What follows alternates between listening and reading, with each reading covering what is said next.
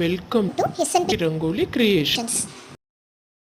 இன்னைக்கு நம்ம செய்ய போகிறது கேரட் அல்வா. அதுக்கு ஃபர்ஸ்ட் நம்ம 1/4 கிலோ கேரட் எடுத்து இதை மாதிரி துருவி எடுத்துக்கலாம். இப்போ நம்ம இந்த கேரட் துருவலை மிக்சி ஜாரில் போட்டு அதை மூழ்கிற அளவு வாட்டர் ஆட் பண்ணணும். மைய அரைச்சி எடுத்துன்னு வந்தாச்சு. இப்போ இதை மாதிரி ஒரு வடிகட்டி மெல்லிசான வடிகட்டி எடுத்துட்டு இதை நம்ம அரைச்சதை இதில் விட்டு நல்லா வடிகட்டி எடுத்துக்கலாம்.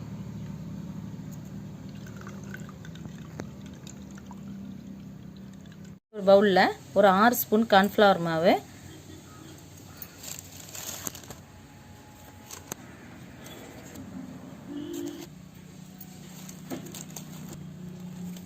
எந்த ஸ்பூனால் நம்ம கார்ன்ஃப்ளவர் அளவு போட்டோமோ அதே அளவுக்கு நம்ம வாட்டர் ஆட் பண்ணி மிக்ஸ் பண்ணணும். இந்த கார்ன்ஃப்ளவர் மாவை நம்ம டேரெக்டாக நம்ம கேரட் ஜூஸோடு ஆட் பண்ணிக்கலாம். ஆனால் கெட்டித்தன்மை, அதாவது கட்டிப்பட்டு போயிடும். அதுக்காக நான் தனியாக கரைச்சி எடுத்து வச்சுருக்கேன். இதை நம்ம கேரட் ஜூஸோடு ஆட் பண்ணி நல்லா கலந்து விட்டுக்கலாம், மிக்ஸ் பண்ணிக்கலாம். பச்சட்டி வச்சுட்டு அதில் 1 ஸ்பூன் அளவுக்கு நெய் ஆட் பண்ணிட்டு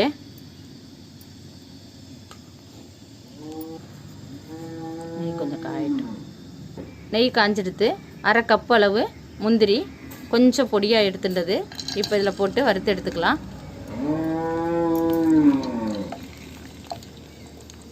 கோல்டன் ப்ரௌன் கலர் வர வரைக்கும் வறுத்து எடுத்துக்கலாம். நம்ம முந்திரி வறுத்த அதே நெய்யில் இப்போ நம்ம இதை கொஞ்சம் கொஞ்சம் அப்படியே ஆட் பண்ணிக்கலாம். சரிதானல்ல? இது அப்படியே நல்லா கொதிக்க விடணும் 10 மினிட்ஸு.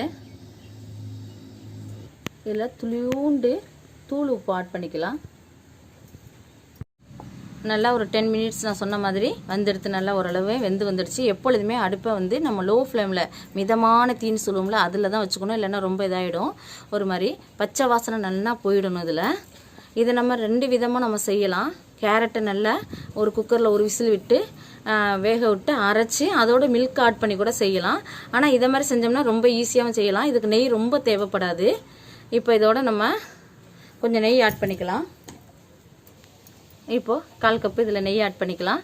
நம்ம நெய் வாசனை ரொம்ப பிடிக்கல அப்படின்னா நம்ம ரீஃபைண்ட் ஆயிலோ அல்லது சன்ஃப்ளவர் ஆயிலோ இல்லை கடலை எண்ணெயுமே ஆட் பண்ணிக்கலாம். இன்றைக்கி நான் சன்ஃப்ளவர் ஆயில் ஒரு 50 கிராம் இதில் ஆட் பண்ணியிருக்கேன்.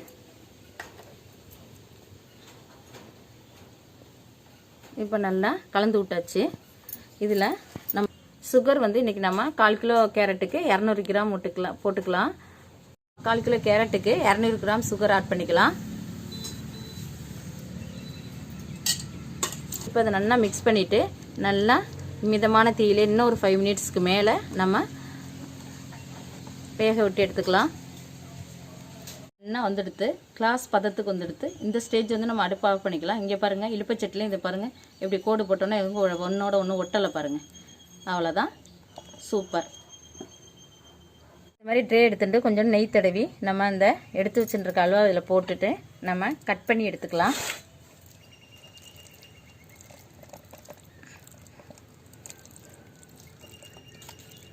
நல்லா ட்ரேயில் பரப்பிட்டு இது மேலே கொஞ்சம் நட்ஸ் அப்படியே மேலாப்பில் தூவிண்டா சூப்பராக இருக்கும்.